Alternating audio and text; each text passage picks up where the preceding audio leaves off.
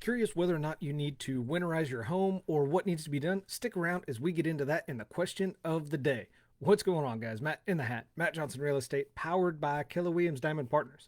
You are tuned in to the hot list. I come to you on Monday through Friday, each and every week around 12 o'clock Central Standard Time. We hang out and talk real estate. We talk properties new to the market with recent price reductions or something unique about the property that I want to share with y'all and want y'all to know. I also answer a question of the day that is submitted by a listener of the podcast. And to find out how you get your question answered, all you got to do is just hang out until the end. And finally, I recognize and thank a sponsor of the week each and every single week. And if you would like more information or interested in becoming a sponsor, just tune in with me till the end and I'll let you know how to do it. So as you guys are jumping in here, hopefully you guys had an awesome Thanksgiving and still healthy, still safe. Ours was very low key, very uneventful, and that's really what we liked. It was nice just to kind of hang out and not do anything. For those that are checking this out on Facebook, make sure that you comment either hashtag live or hashtag replay so I know how you're catching and tuning in.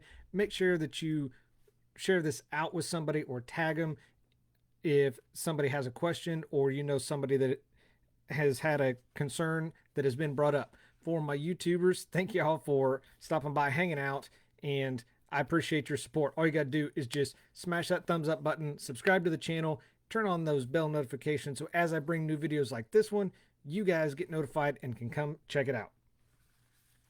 The property we are talking about today is a new property listed. Address is 1220 Neosho Street, right here in Emporia. It's a 3-bed, 1.5 bath house. It's got 1,568 square feet of finished space. Currently listed for $164,900, courtesy of Coldwell Banker Emporia Real Estate. This is a 2-story house, pretty centrally located on Neosho Street there. So you are close to the downtown area. You're close to schools, as well as some grocery stores, restaurants, other amenities as well. So very, very well located in here in Emporia. Got a nice porch. They have updated windows, hardwood floors, roof, carpet, and appliances. It does have a detached garage and a nice long driveway, so you get some additional vehicles parked in there. It's also got a fenced in backyard and a nice big deck coming off the back of the house. So make sure that you click on the link in the description. It's going to take you right to my website so you can see this house for yourself and see what it looks like. And especially with a house like this, they have a lot of the original trim and woodwork in it as well. So definitely look at that, because not all houses have this feature, and it is very cool, and I like that they've left it in there and included it. So if you guys have any questions, all you got to do is just look at the pictures on the website, and then while you're on the website, you can reach out directly to me, or you can give me a call and schedule a showing if you're pre-approved for the property. Before I get on to the question of the day, I do want to recognize and thank our sponsor of the week this week, and that is the Kofelt Sign Company. They are here in Emporia. They are actually a second-generation family-owned company. They are full-service sign company. What does full-service sign company include? Well, that's going to be fabrication and installation. They do illuminated, non-illuminated signs. They do neon signs, LED, message centers. They do banners, awnings, magnetic signs. They do so much that I can't list it all. So what I've done is I've included a link in the description. If you click on that link, it's going to take you right to their website, and you can see a full list of services, products as far as signs, awnings, highway signs, as well as a gallery of what they've done so that you guys can get an idea if that is something that you want to do, if that's the type of sign you're looking for. So I greatly appreciate Coldfelt Sign for being a sponsor of the week this week. They're located at 18 South Commercial right here in Emporia. Best way to contact them, phone call 620-343-6411. And if you have any questions, I would be happy to put you in contact with them. Otherwise, just call them directly, and they can get your sign needs taken care of. Man, I am struggling to talk today on a Monday. I don't know if it's because it's Monday or if it's post holiday. That's all right. This is just water. It's not what you guys think. Just water while I'm talking. All right. Moving on to the question of the day. The question of the day is submitted by a listener of the show each and every single week. So if you guys have a question that you're curious about, don't know where to start, where to turn to, I would be happy to be that real estate resource for you. So all you got to do is just shoot me a message wherever you're listening to this, drop it in the comments, and I will be happy to get that question answered for you, as well as use it for content on the show. So the question of the day: do I need to winterize my home? Well, the short answer is definitely maybe. Uh, you know, with the here in Kansas, the fall is typically pretty mild, as it is in some areas. Recently, it's been getting a little bit colder. Winter can be hit and miss here in Kansas too. At least where I'm located at in Kansas, it can be fairly mild. Other areas of the state or the U.S., obviously not so much. Which is why it is important to know when winter is around the corner and what needs to be winterized and taken care of. Now, I'm guessing that you don't have a crystal ball. I don't have a crystal ball. If you do, and you have an idea of what the future is going to be or what the winter is going to be, make sure that you message me, hit me up, because I definitely have some additional questions for you. So without having that crystal ball, you have no idea what winter weather is going to have in store for us, or bring wherever you're located. Even in areas that don't usually see much as far as snow or ice, still may run into some issues with your home when the winter weather hits and those colder temperatures start dropping. So, to ensure you can be as ready as possible, we're going to talk about 5 tips for winterizing your home. Number 1, weatherproofing and heat loss. This is generally one of the biggest issues in the winter, which is heat loss. This usually happens through doors and windows, which is the most common areas. So, what does weatherproofing look like for doors and windows? Well, this can involve installing weather strips along your doors and windows, caulking around your windows if there's a draft or if there's an opening, adding a door sweep to keep out the draft from underneath the doors. You could even install storm doors if you don't have one in place. Um, Typically, the most common one that you see, at least around here, is people will add thermoplastic over their windows or other exposed areas around the outside of their house. They'll just staple those around the house to help add some insulation and reduce air coming in and heat going out. Number 2, leaks and burst pipes. Now, again, depending on your location, leaky pipes or pipes bursting after a freeze can cause bigger problems in the wintertime. I'm sure that's no surprise to you. There's a few ways that you can help prevent this. Number 1, and these I actually just did this last weekend around my house. You can disconnect your external hoses and put those either in your garage, your basement, or storage shed during the wintertime. You can also install covers over external faucets. This will help if your faucets have a drip or a leak to them. You can, by helping put an insulated cover over it, helps reduce the chance of that pipe freezing and bursting when temperatures get really cold.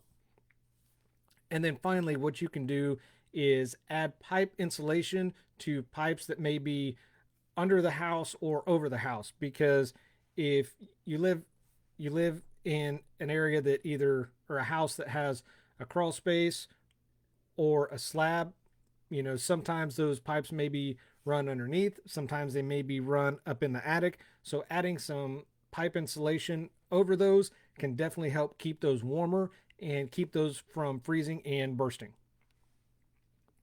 uh, what you can also do where you have other openings, so say you have pipes or conduit that are traveling through your house or through walls, you can actually seal and caulk these cracks, uh, and openings throughout the home. That is going to help insulate, keep the cold air out, warm air in. And then what you could also do as well, depending on where you live or the extreme temperatures, there's also you can also install heat cables on the pipes if the pipes freezing is a major concern. Number three, prepare for heat. Who doesn't like a nice warm home in wintertime? I know I definitely do. My wife especially does. So if you're like most, you're going to want and need heat in your home during the wintertime. So, with that said, I would recommend testing and maintaining your heating system before the cold sets in. So, what I did um, about 3 weeks ago, before we turned our heater on, I I checked the filter and I changed the filter. I also kicked on the heater, ran it for about 20 minutes. I cleaned the external heating system. Um, Also, depending on what type of system you have, you may need to remove leaves or other debris from around it. And then, like I said, I kicked on my heater to make sure that it worked. Now, what all does that involve? Well, number one, you're going to notice that there's a smell that's going to just start going through your entire house. Typically, that's uh, dust or some type of odor. That's normal. That burns off because it's been sitting for 6 to 9 months, varying by location. Also, and that's why I run mine for about 15 to 20 minutes with my doors and windows open, so that smell doesn't isn't trapped in the house and stick around. You also want to make sure while you're doing this that you go to each vent in each room. Make sure that there's nothing plugged, uh, or there's nothing that is blocking that vent, so the air is coming in as it should.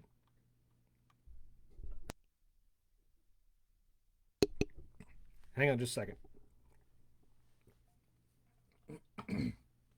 All right, sorry. Need water down my pipes. And along with heat, if you have a fireplace, if you haven't used it in a year or multiple years, make sure that you have the chimney inspected, have it cleaned, make sure they remove any type of debris or blockage from inside, maybe at the top as well. And that brings us to number four, which is check your roof. Now, we've talked about this plenty of times. During the fall is the best time to check your roof as well as your gutters. Generally, it's best to do after all the leaves have fallen, or definitely, you know, had a major slow in falling, and before the temperatures drop too far.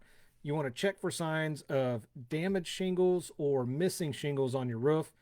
And if there's any obvious dips or leaks or weak spots that are in your roof, you want to get those addressed as well. Make sure that while you're cleaning those gutters out thoroughly, you make sure that your gutter is fastened nice and tight to your home. You don't want that coming off in the freezing temperature and have a fall hazard when the winter hits.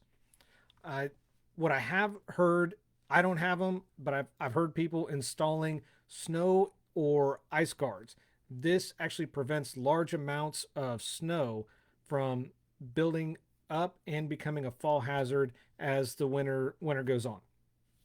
If you have an attic, make sure you check your attic too. You want to make sure that you're checking the insulation, make sure it's in good condition, and that you have sufficient ventilation to keep out mold or other problems from setting in over the wintertime.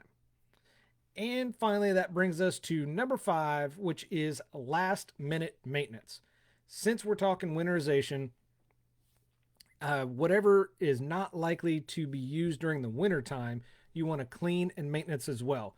So, for example, about the same time that I kicked on my heater 3 weeks ago to test it out, I also winterized my mower and my weed eater. Uh, if you have any other power equipment, make sure that you clean and maintenance those, winterize those before stowing those for the wintertime. I also did the same thing with my grill, just because I don't plan on using it as much in the wintertime as I do in the spring and summer, because I switch over to using the oven instead of the grill. Yes, I know it's not the same, but I like being warm, so I can use the oven. I don't have to go outside to check on the food. That's just me. And then any equipment that you're going to use or possibly need in late fall or winter time, you want to maintenance and test those as well. For example, this is going to be where your leaf blowers or leaf vacs come in. Maybe you live in an area with heavy snowfall and you have a snow blower, so you want to check that as well, tune that up. It's always better to tune it up before the winter hits and before you need it, then that you go to try to fire it up the day that you need it, because there's 3 feet of snow that got dropped and you can't figure out why it starts. Not the best time. And then one thing I'd like to add on here that people may or may not have or may talk about, portable heaters. In case of loss of power, you might need some type of portable heater. Whatever that looks like to you. I have propane heaters, because I've got a propane grill, so at any given time I have one bottle hooked up to that I pull off during the wintertime, and I have 2 spare bottles as well that I can hook up to propane heaters. That's what I use. Obviously, those are not meant for the house, but that's something that can be done. If you use those, I would again not recommend those in the house just because of the fumes. But if you need those, you know, do what you got to do. So that is gonna do it for the 5 tips when it comes to home winterization. Number 1 was weatherproofing your house to reduce heat loss. Again, whether it is installing weather stripping, caulking around windows where there's a draft, or installing thermoplastic, all of that is going to help and go a long way in keeping you warm. Number 2, leaks and burst pipes. Not something that you want to have to deal with in the middle of wintertime. So externally, disconnect those hoses, put covers over the faucets, and add pipe insulation when and where you need it. You know where that is, and that will help reduce your pipes freezing. Number 3 was preparing for heat. You want to clean and maintenance your heating system, whatever that looks like for you. Like I said, I did mine just a few weeks ago. There will be an odor when you fire it up for the first time. I run mine for at least 15 minutes. Make sure that gives me enough time to check all the vents, make sure there's air coming out of each one. None of them have any type of blockage, and that helps get the smell out of the house with the doors and windows open. Number 4, checking your roofs and gutters. I know we've talked about this multiple times. Still worth mentioning that you want to clean those thoroughly. And while you're cleaning them, make sure they are secured to and fastened tightly to the house so those don't become a fall hazard come wintertime. And then, of course, number 5, last minute maintenance. If you're not going to use your mower, your trimmer, your power washer during the wintertime, make sure you clean it, maintenance it, winterize it, whatever that looks like for your particular equipment, do that. If you're unsure, look at the owner's manual, call the manufacturer, call Google, or don't call Google, use Google, and whatever that looks like, and then prep your leaf blower, snow blower, portable heater that you may need for wintertime. So that is going to wrap it up for me on the hot list. So I appreciate you guys tuning in, watching, and listening. So thanks for watching with Matt in a Hat, Matt Johnson Real Estate, powered by Keller Williams Diamond Partners. I do this because your experience matters and should be trusted with a veteran. Y'all have an awesome day, and I will see you back in here tomorrow for your weekly market update.